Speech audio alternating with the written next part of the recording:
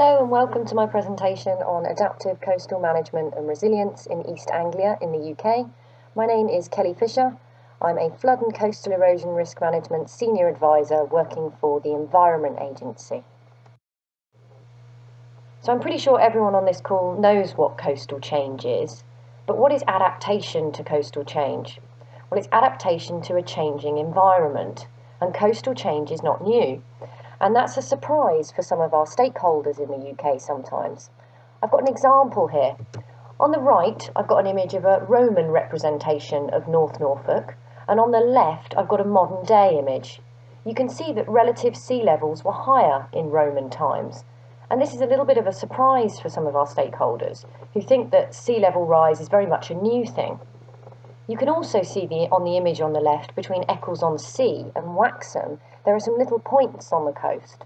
Those are offshore rock reefs, and that's just a way we've adapted to hold the line or defend this area.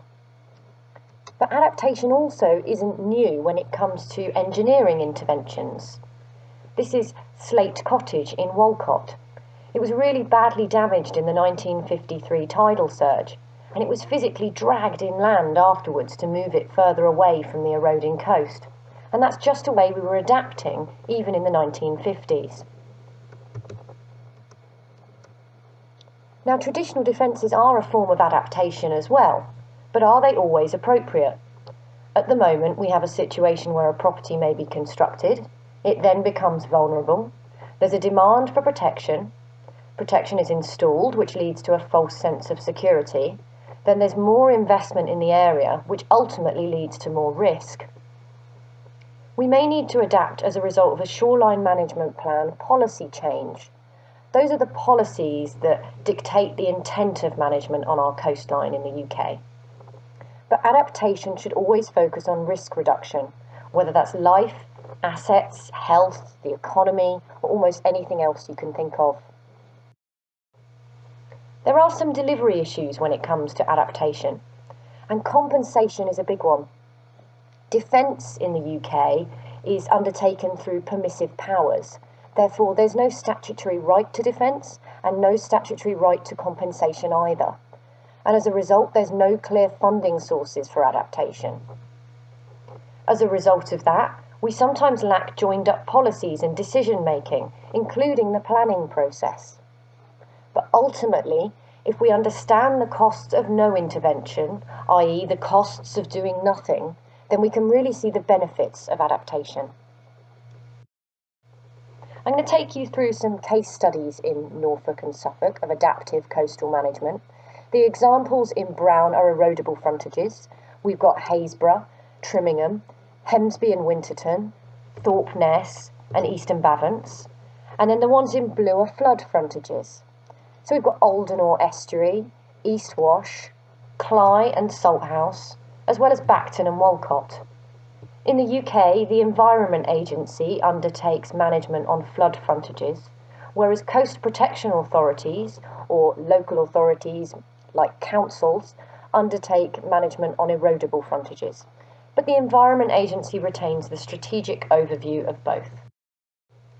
This is Happisburgh in North Norfolk. Now, in 2009, the Department for the Environment, Food and Rural Affairs funded some pathfinders. These were pathfinders to test adaptation to coastal change. So that rule surrounding compensation was made a little more flexible as a result of this pathfinder approach. Now, on the left-hand image, that's 1996, you can see properties running perpendicular as well as parallel to the coast. You can also see some traditional rock groins in place. Now, if we move through the images over to the far right in 2012, you can see some differences. The properties are no longer there. The people living in those properties were given money through Pathfinder to relocate elsewhere. This was a very special case, and it proved quite successful. It showed that relocation could be cost beneficial. You'll also notice there's a new access ramp cut in the 2012 image. This ramp works with natural processes, unlike the old steel and concrete steps that used to be in place. There's also a new car park, and that can be rolled back, as well as new public toilets. and a local landowner was so impressed with the scheme he gifted some land for a children's play area. This really rejuvenated Happisburgh, and they could focus on other things rather than just erosion. This is Trimingham. This image is from 1966, and you can see what's going to happen to Loop Road, that's the road closest to the cliff line, as we move through time. This is an image from 2001. You can see that the landslide has started to affect Loop Road. This is a deep-seated rotational landslide on 60-metre high cliffs. Trimingham provides us with an example of an area where we probably couldn't have sustainable defences, even if we had a blank chequebook or lots of money. Here's a current day image.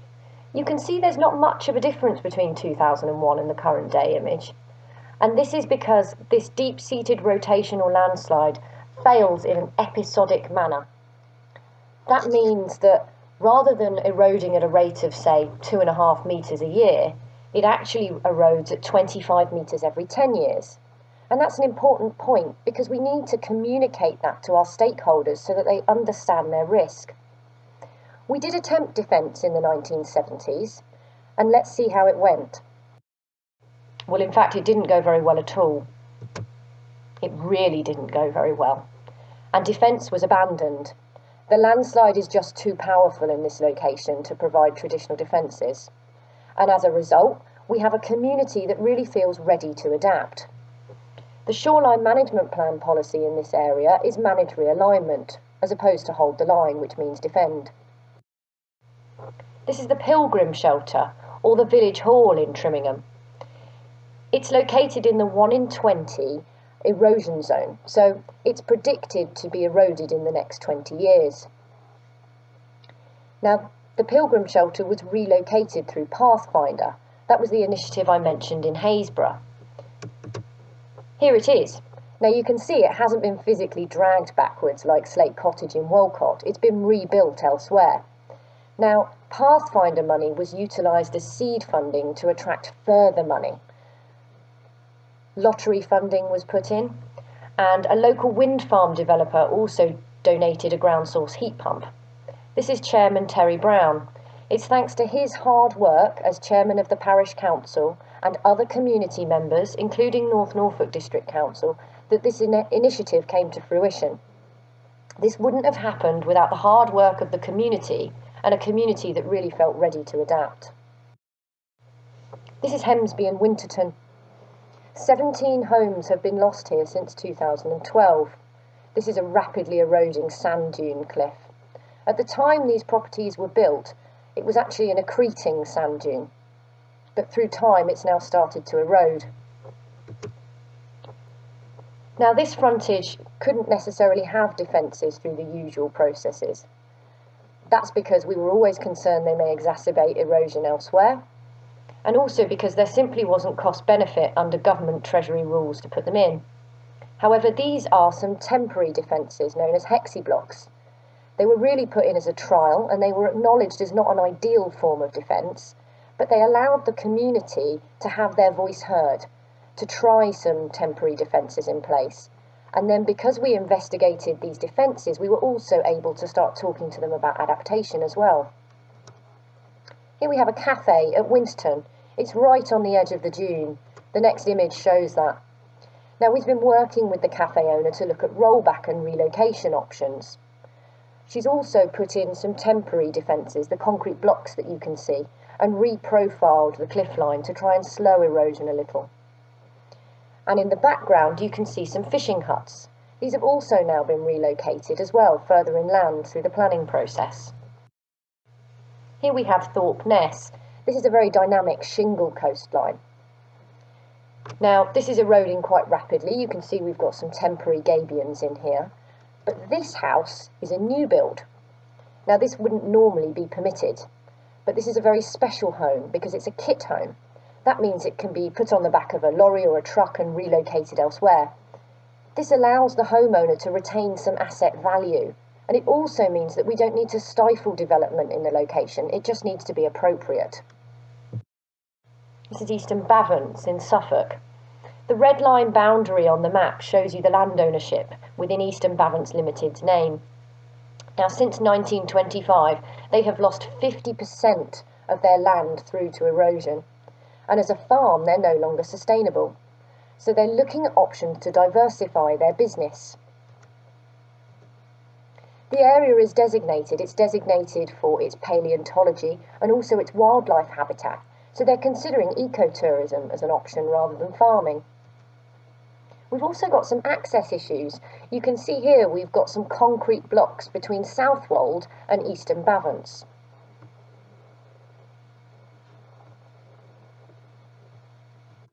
These concrete blocks make it difficult for the community to access the beautiful beach. And we're working with the landowner to see if we might be able to install a new ramp on their land so that the community can access the beach. This is the concrete sea wall in between Easton Bavents and Southwold. You can see Southwold in the distance. This is now an overflow car park, and the money generated from this overflow car park is split between the landowners at Easton Bavents and the local community. We've got some old redundant farm buildings, and the landowner is considering converting these to houses so that he can sell them and then make more money for his business to then adapt further. These two buildings used to be traditional concrete-built huts associated with the Royal Navy. They've now been converted into holiday lets, but they're not ordinary holiday lets. They can be lifted up by a crane and relocated elsewhere, so they're really adaptable and relocatable. This is the Alde Ore Estuary in Suffolk. Now, this area was badly damaged in the 1953 tidal surge and lives were lost. Now, there isn't sufficient cost-benefit here under Treasury rules for large defences, but the local Alde Ore Estuary Partnership, the local community, have worked together to make their earth embankment defences more resilient. By making their earth embankments wider, they're less prone to breaching, and that makes them more resilient and adaptable in the long term. In the East Wash in Norfolk, we undertake shingle recycling, but importantly, this is 75% funded through a community interest company. So government only pays for 25% of this work, and the rest comes from a precept paid by local landowners, farmers and caravan owners, so that the work can continue to be undertaken. Now, Salthouse Cley in North Norfolk, you can see here the damage following the 2013 tidal surge. Now, importantly, the grazing marsh has acted as a buffer, so houses haven't been affected, but the shingle embankment has been breached. Now, we used to bulldoze this shingle embankment up until 1996 to make it tall, because we thought it would act as a better defence. Now, actually, a wide shingle bank is much better, because it's more resilient to breaching. And you can see here that the shingle has healed itself in the days following the tidal surge. So sometimes nature is best left to do its thing, and actually adapting naturally and working with natural processes is a much better approach. Bacton Walcott in North Norfolk has just seen delivery of the UK's first sand motor or sandscaping. 1.8 million cubes of sediment has been put in front of a major gas terminal that brings a third of the UK's gas supply in.